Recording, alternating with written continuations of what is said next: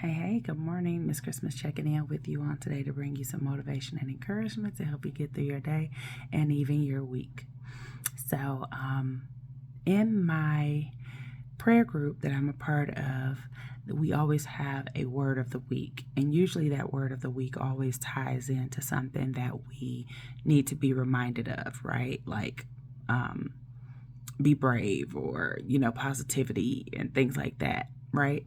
And it gives you scriptures and like a little short story about how not being that way affects your life and how being that way needs to be applied to your life.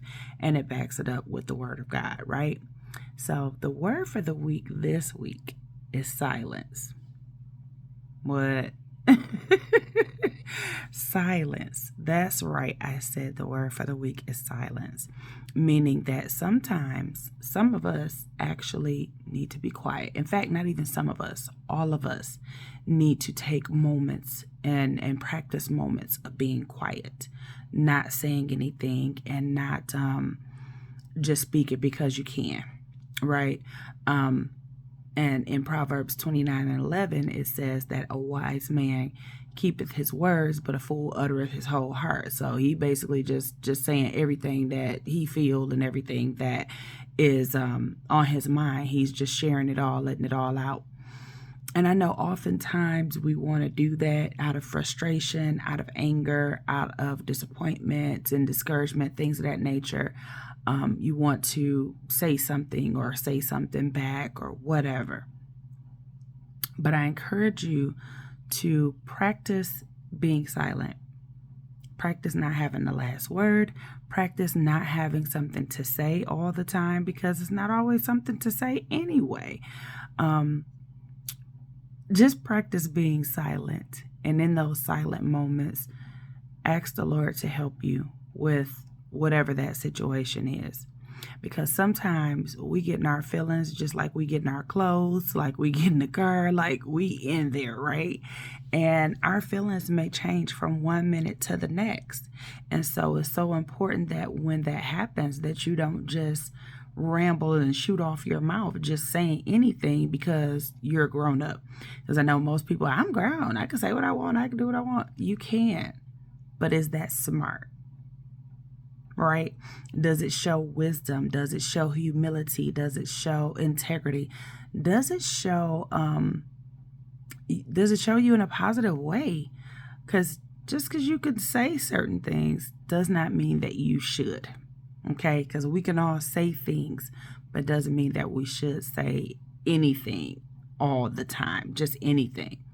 When I was growing up, and for those who can potentially relate, but when I was growing up, my parents would tell me, because I was that shotgun mouth child, like in most instances, if you said something negative to hurt me, I'm going to say something back. Or if you did something that I didn't like, I was going to say something back. I was going to let you know what was on my mind and how I felt, for the most part, to a degree. Let me say it that way, because not all the time, but to a degree.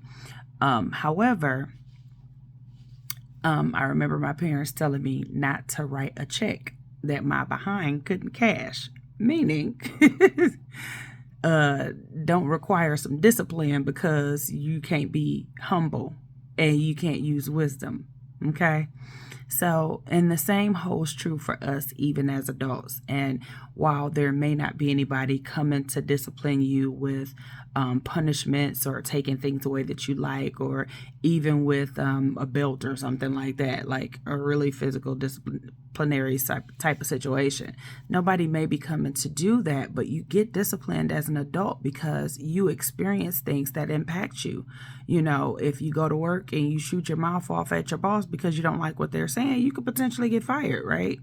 And so while for some that may be like, hey, oh, well, I get another job. Hey, do your thing. If you got time to go back and keep putting applications in and going on interviews, knock yourself out. However, at some point, the Bible tells us, and all you're getting to get an understanding of the importance of having wisdom, to be quiet, to study, to be quiet, to be humble, okay? And just hold your tongue, right? because sometimes we go a little too far and we don't realize the dangers that puts us in sometimes with saying too much, or the fact that we just shoot our mouth off and saying too much. And as a matter of fact, on Sunday, this is exactly the subject that my pastor preached on, about basically watching your mouth and the words of our mouths, the words that we speak and the words that we shouldn't speak and things like that. Because listen, given the right day, you might catch somebody cursing who normally doesn't curse, or you may catch somebody just really telling somebody completely off, and maybe they don't use curse words, but maybe their language is very harsh and destroys a person. And we don't want that to be named among us.